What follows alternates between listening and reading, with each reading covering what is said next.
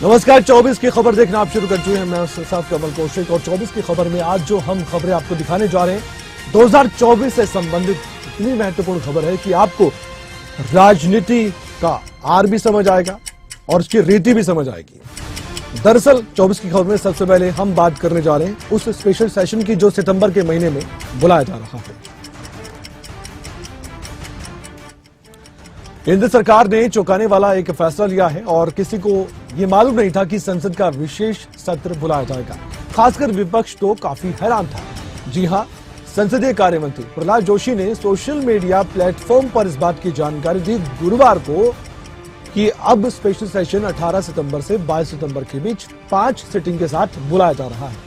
जैसे ही इस बात की जानकारी सब तक पहुंची उसके बाद तुरंत विपक्ष की तरफ से रिएक्शंस आने शुरू हो गए। पिछले सत्र की बात करें तो हम आपको ये भी बता दें कि मानसून सत्र में विपक्ष ने खूब हंगामा किया था। मणिपुर हिंसा का मुद्दा अंत तक लगातार उठाते रहे विपक्ष के नेता। और स्पेशल सत्र की बात करें तो इसमें भी बताया जा रहा है कि केंद्र सरकार सबको चौंकाने वाली है। लेकिन सूत्रों के मुताबिक यह भी बताया गया है कि सत्र में 10 से ज्यादा महत्वपूर्ण बिल पेश किए जा सकते हैं और बिल की वजह से स्पेशल सेशन बुलाया जा रहा है। प्रहलाद जोशी जो कि संसदीय कार्य मंत्री है, उन्होंने बहुत कुछ लेकर एक अहम जानकारी मुहैया भी करवाई है। आगे बढ़ते हैं, कुछ और महत्वपूर्ण खबर की हम बात करने जा रहे हैं क्योंकि ये खबर काफी महत्वपूर्ण है कि स्पेशल सेशन बुलाया जा रहा है। अब देश में वन नेशन वन इलेक्शन की भी चर्चा काफी होने लगी है। इसी को लेकर अब केंद्र सरकार ने शुक्रवार की बात है वन नेशन वन इलेक्शन के लिए कमेटी का गठन किया और पूर्व राष्ट्रपति रामनाथ कोविंद को इस कमेटी का अध्यक्ष बना दिया गया है। अब देखिए इस कमेटी का उद्देश्य क्या है। वन नेशन वन इलेक्शन को लेकर तमाम बातों का अध्ययन करना है और संभावनाएं तलाशना भी है क्योंकि लॉ कमीशन की सिफारिश को भी देखना है। पहले कई बार लॉ कमीशन की सिफारिश हमने देखी है। इस कमेटी का गठन ऐसे समय में किया गया है जब केंद्र ने स्पेशल सेशन 18 से 22 सितंबर के बीच बुलाया है। इस विशेष सत्र में और भी बिल आएंगे, लेकिन सबसे बड़ी बात यह है कि महत्वपूर्ण विधेयक अगर होगा तो वो वन नेशन वन इलेक्शन का होगा। एक साथ अगर चुनाव होते हैं तो उसके बाद ये 2 फेज में हो सकता है। एक विधानसभा चुनाव के साथ लोकसभा चुनाव जो अभी जितने राज्यों में चुनाव है, लेकिन दूसरी बात दूसरे फेज में विधानसभा के चुनाव अलग से होंगे। केंद्र सरकार ने एक राष्ट्र एक चुनाव की संभावना तलाशने के लिए अब पूर्व राष्ट्रपति को चुना है। रामनाथ कोविंद के हाथ में बागडोर दे दी गई है। जैसे ही उनको चुना गया उसके बाद ये तस्वीर सामने आई जो आपके सामने है। 2024 के मद्देनजर ये तस्वीर काफी अहम है। जेपी नड्डा बीजेपी के राष्ट्रीय अध्यक्ष है। आप जानते हैं उनके कंधों पर एक बड़ी जिम्मेदारी है। जेपी नड्डा ये मानते हैं, समझते हैं कि कैसे उनको चुनाव में उतरना है। अब 22 सितंबर तक जो चलेगा सेशन संसद का, उसके बीच में हो सकता है कि वन नेशन वन इलेक्शन की बात हो जाए। ऐसा हुआ तो चर्चाओं में दम वाकई में आजमाना जाएगा, नहीं हुआ तो ये सिर्फ कयास जरूर दिखाई देंगे। लेकिन ये जो तस्वीर सामने आई है इसने बहुत कुछ बड़े संकेत दे दिए हैं जिन पर और भी चर्चा गहराई से होने लगी है। क्या वाकई में बीजेपी ये बड़ा मास्टर स्ट्रोक खेलने जा रही है जिससे विपक्ष को धराशायी करने में मदद मिलेगी? क्या नफा नुकसान होगा वन नेशन वन इलेक्शन को लेकर? ये आने वाला वक्त जरूर बताने वाला है। सबके सामने सारी बात होगी। वहीं संसदीय कार्य मंत्री प्रहलाद जोशी ने यह कहा है कि संसद का विशेष सत्र एक देश एक चुनाव पर चर्चा के लिए बुलाया गया है और चर्चा के लिए मोदी सरकार ने कमेटी भी बनाई है। विपक्ष को घबराने की जरूरत क्या है, ये उन्होंने अपनी ओर से सवाल पूछा है। बड़ी बात यह भी है कि प्रहलाद जोशी ही वे व्यक्ति हैं जो संसदीय कार्य मंत्री हैं जिन्होंने सबसे पहले स्पेशल सेशन बुलाने की जानकारी सोशल मीडिया प्लेटफॉर्म एक्स पर दी थी। इसके बाद से राजनीतिक बयानबाजी सुनने को मिली है। विपक्ष के नेताओं ने सत्ता पक्ष को घेरने के लिए एक एक्शन प्लान बनाना शुरू कर दिया है।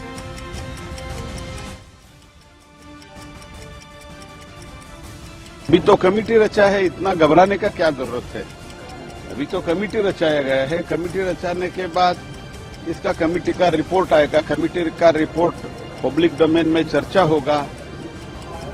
अगर पार्लियामेंट में जब आता है पार्लियामेंट में चर्चा होगा।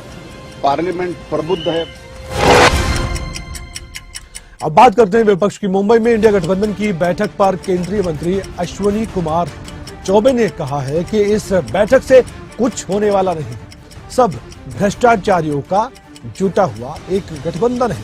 ये लोग क्या करें, ये भी सवाल पूछा गया। ये बस अपनी कुर्सी के प्यासे हैं, ये बात कही है। बीजेपी के नेता जो कहते ही थे, अब केंद्रीय मंत्री ने जो कहा वो सुनिए। बैठक करते रहेंगे। ये बैठक से कुछ होने जाने को नहीं है। ये सब भ्रष्टाचारियों का जुड़ाव है, उनका जब जुटान पड़ा है, भ्रष्टाचारियों का जुटान है। ये लोग क्या करेंगे? इनसे देश चलने वाला है। जो अपने कुर्सी के लिए प्यासे हैं, सब कुर्सी के मारे हैं और सबको कुर्सी चाहिए।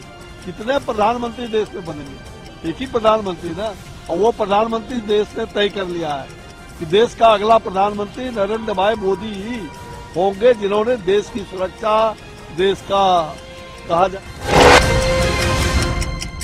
एक देश एक चुनाव की चर्चा है, तो ऐसे में विपक्ष के नेताओं की प्रतिक्रिया लेना जरूरी हो जाता है। मुंबई में जब इंडिया गठबंधन की चर्चा हो रही थी और मीटिंग हो रही थी, उसके बाद संजय राउत जो कि शिवसेना यूबीटी के एक अहम सदस्य हैं, सांसद हैं, तो संजय राउत से भी पूछा गया। उन्होंने अपनी ओर से कहा कि देश एक ही है, हमारा नारा फेयर इलेक्शन करवाने का है, चुनाव आगे ले जाने का है, ये एक षड्यंत्र है।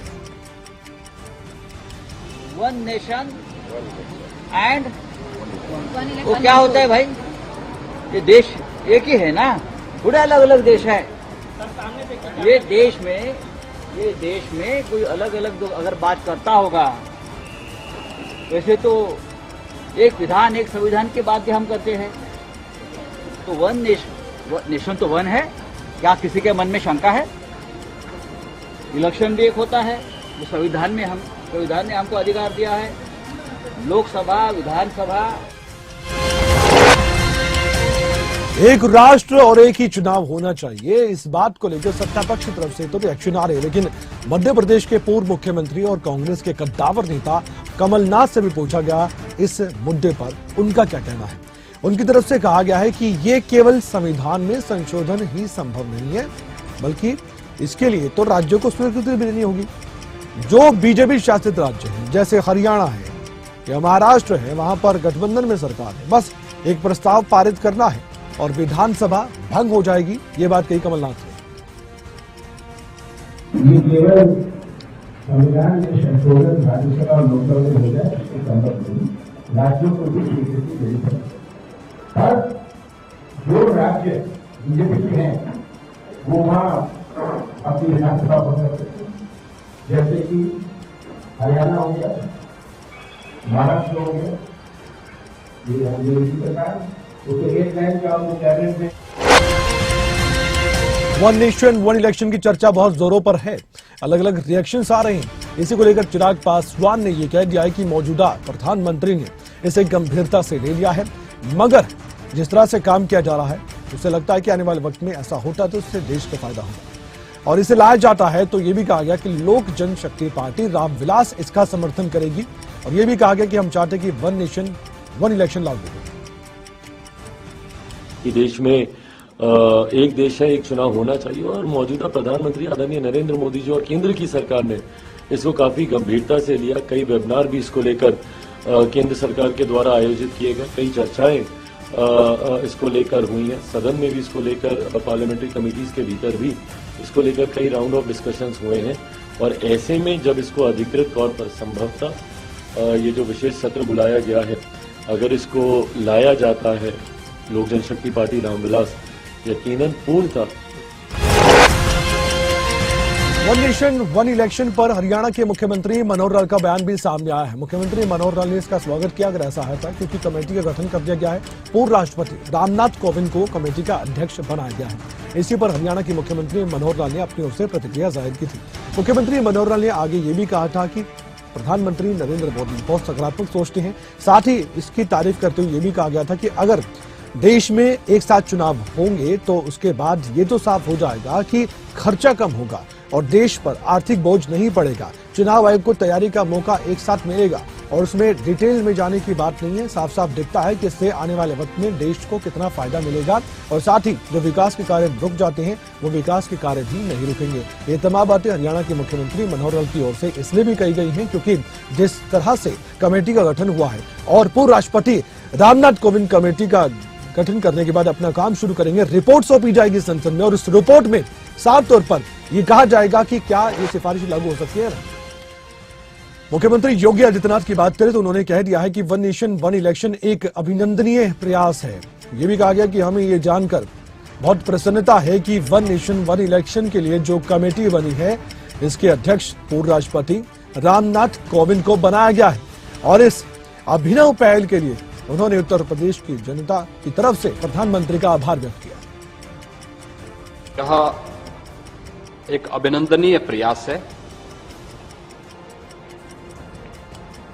हमें प्रसन्नता है जानकर के कि वन नेशन वन इलेक्शन के लिए जो कमेटी बनी है, इसके अध्यक्ष पूर्व राष्ट्रपति माननीय श्री रामनाथ कोविंद जी को की अध्यक्षता में बनी है। इस एक देश एक चुनाव के लिए बनी कमेटी पर उत्तराखंड के मुख्यमंत्री पुष्कर सिंह धामी ने कह दिया है कि पूर्व राष्ट्रपति रामनाथ कोविंद का इस पद को स्वीकार करना और इस दायित्व को लेना अपने आप में बहुत बड़ी बात है। ऐसी व्यवस्था लागू होनी चाहिए। हम इसका स्वागत करते हैं। उत्तराखंड के मुख्यमंत्री पुष्कर सिंह धामी ये जानते हैं कि एक तरफ जहां उनका राज्य यूनिफॉर्म सिविल कोड की तैयारी कर रहा है, इधर वन नेशन और वन इलेक्शन की बात हो रही है। प्रधानमंत्री नरेंद्र मोदी जी की हमेशा देश को विकास की ओर ले जाने की सोच है। एक भारत श्रेष्ठ भारत की सोच है। दुनिया का नेतृत्व भारत करे, दुनिया का अग्रणी देश भारत बने, उस दिशा में उन्होंने जो वन नेशन वन इलेक्शन जो अवधारणा है, निश्चित रूप से ये देश को अग्रसर करने वाली है, उन्नति की ओर ले जाने वाली है। और इसके लिए आज जो आयोग बनाने का निर्णय हुआ है और श्री रामनाथ कोविंद जी जैसे व्यक्ति जिनका इतना लंबा अनुभव रहा है देश।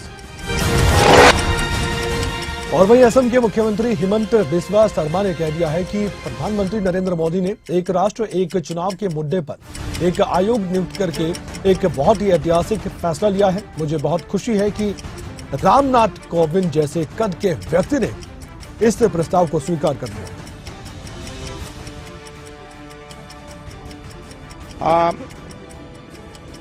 Today, Honorable Prime Minister Sri Narendra Modi has taken a very landmark decision by appointing a commission to look after the issue of one nation, one election.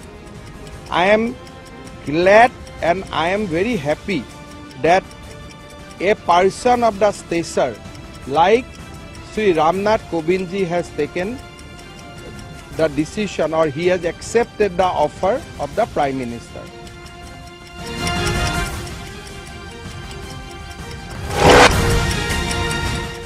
India गठबंधन बैठक में कई अहम प्रस्ताव पर फैसला कर लिया गया है। देश भर में गठबंधन के बीच सीटों की शेयरिंग को लेकर यानी कि बंटवारे को लेकर समीकरण अब सितंबर के अंत तक लगभग सुलझ जाएंगे।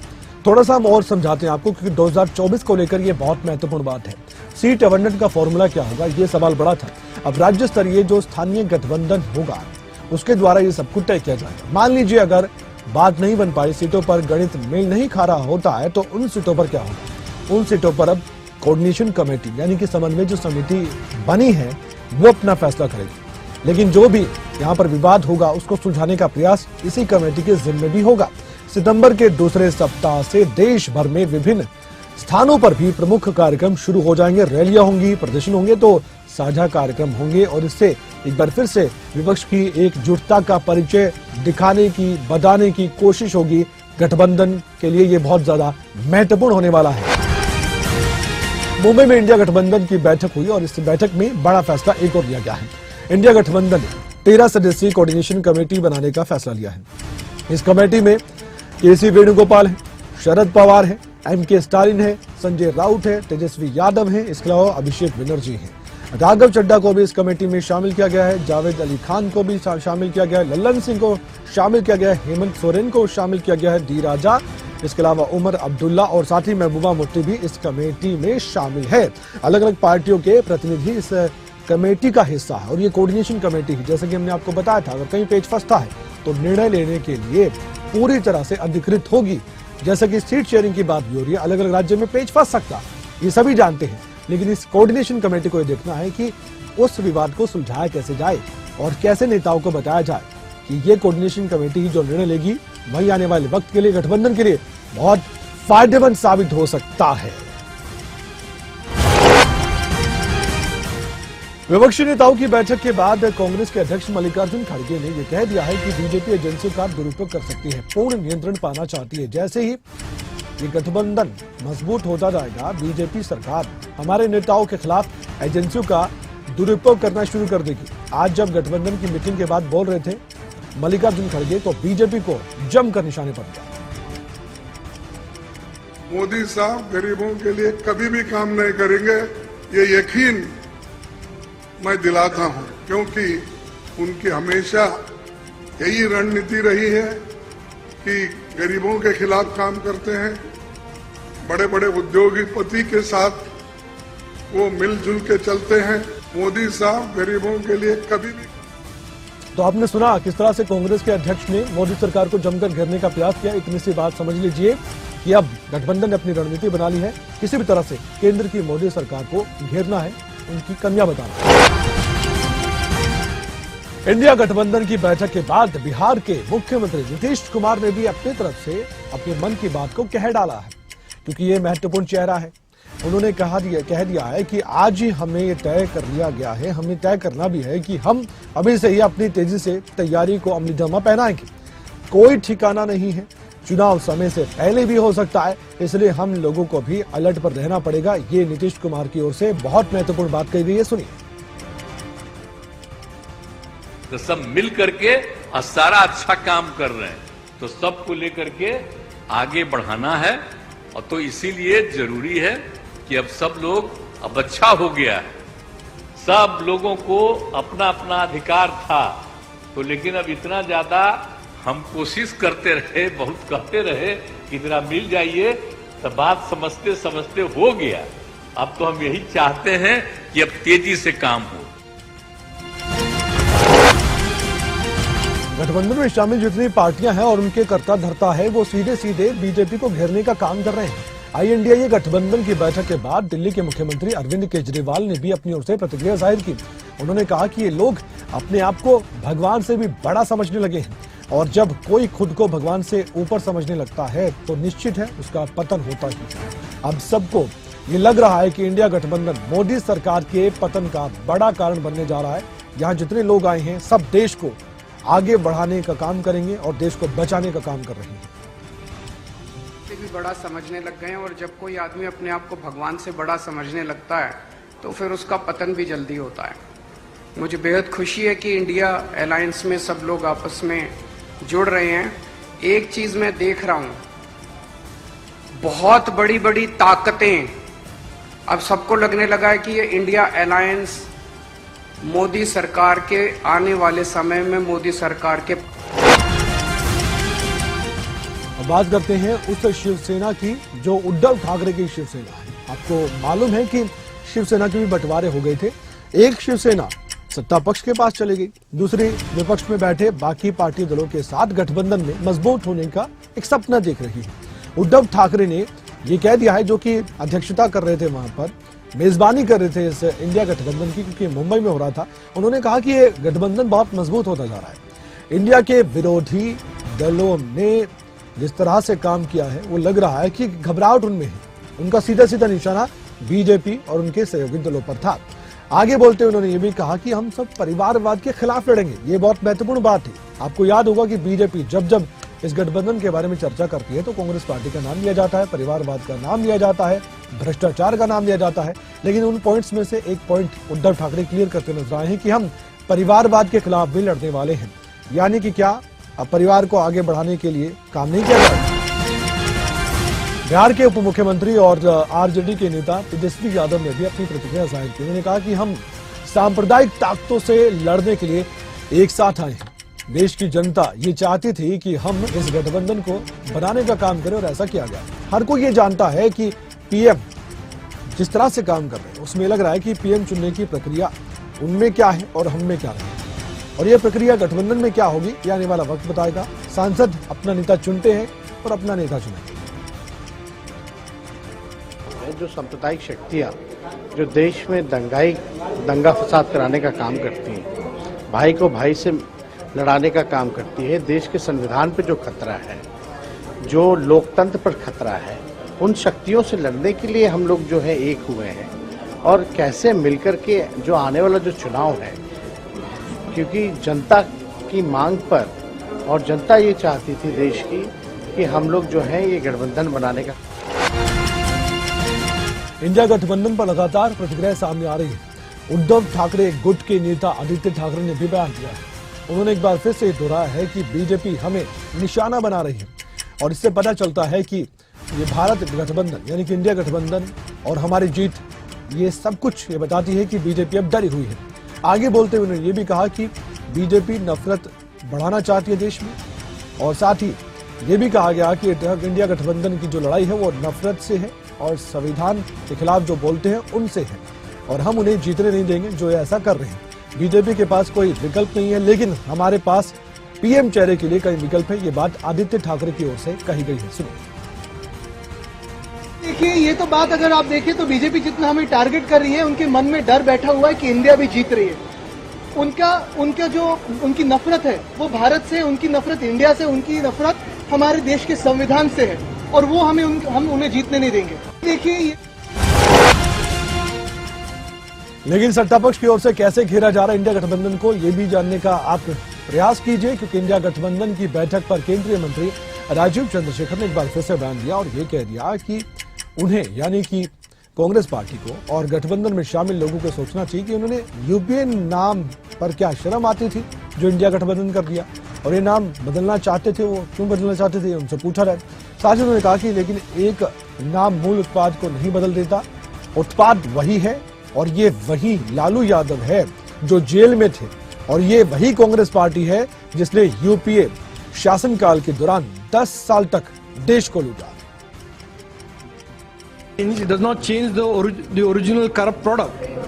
The product is the same. It is the Lalu Yadavs who've been in jail. It is the same Congress party who has looted India for 10 years during UPA. It is the same left parties who support.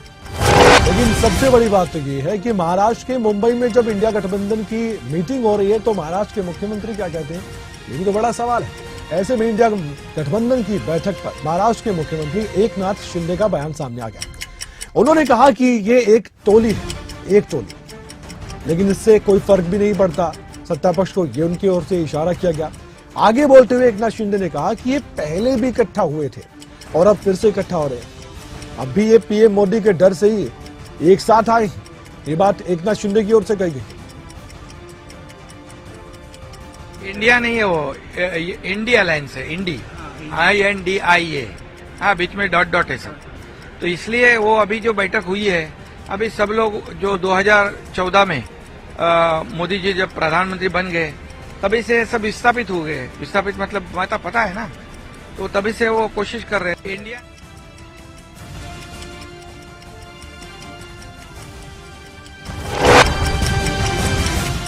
केंद्रीय गृह मंत्री अमित शाह दिल्ली में अमृत कलश यात्रा का शुभारंभ करने के लिए पहुंचे और कार्यक्रम को संबोधित करते हुए अमित शाह ने यह भी कहा कि आज भारत चांद तक पहुंच गया है। महान भारत के लिए हर नागरिक को साथ जुड़ना चाहिए। केंद्रीय मंत्री मीनाक्षी लेखी ने इस पर कहा कि मेरी माटी मेरा देश कार्यक्रम के पीछे एक ही आस्था है, भारत के वीरों को नमन करना, और इस धरती पर प्राण न्यौछावर करने वालों को हम सब अपना समर्पण और प्रतीक के साथ भी देखते हैं, और घर से गांव तक और देहात तक भी हम सब इनको याद करते हैं। मेरी माटी मेरा देश का जो कार्यक्रम हुआ है उसके पीछे एक ही आस्था है, भारत के वीरों को नमन, और इस धरती पर प्राण न्यौछावर करने वालों को हम सब अपना समर्पण जो है वो प्रतीक के रूप में दे रहे हैं। हर घर से, हर गांव से, हर देहात से मिट्टी का कण और या अक्षत अमृत वाटिका के निर्माण में पहुंचे। हरियाणा में मेरा बिल मेरा अधिकार योजना शुरू हो गई है। 2024 के मद्देनजर हर एक योजना बहुत ज्यादा महत्वपूर्ण है। बड़ी बात यह कि हरियाणा के उप मुख्यमंत्री दुष्यंत चौटाला ने गुरुग्राम से इस योजना की शुरुआत खुद की है। स्कीम के तहत एक पोर्टल को भी लॉन्च किया गया और एक ऐप को भी। स्कीम में क्या होगा, अगर 200 रुपए से ज्यादा का कोई भी बिल लेता है तो वो अपलोड बिल को करेगा और स्कीम में 1 करोड़ रुपए जीतने का मौका मिलेगा। सुनिए क्या कुछ कहा गया। आज से हर माह 10,000 और 1 लाख इस क्षेत्र में तो प्रति माह और हर क्वार्टर में 1 करोड़ के ड्रॉ फ्लॉट्स के माध्यम से सरकार कंज्यूमर्स को भी रिवॉर्ड करने का काम करेगी। मुझे लगता है मेरा बिल मेरा अधिकार, जहाँ एक और पर तो अधिकार है कस्टमर का कि वो अपने अदा करे हुए पैसे। 24 की खबर में आज को लेता ही अपना ख्याल रखिए। देखते रहिए खबरें अभी तक। नमस्कार।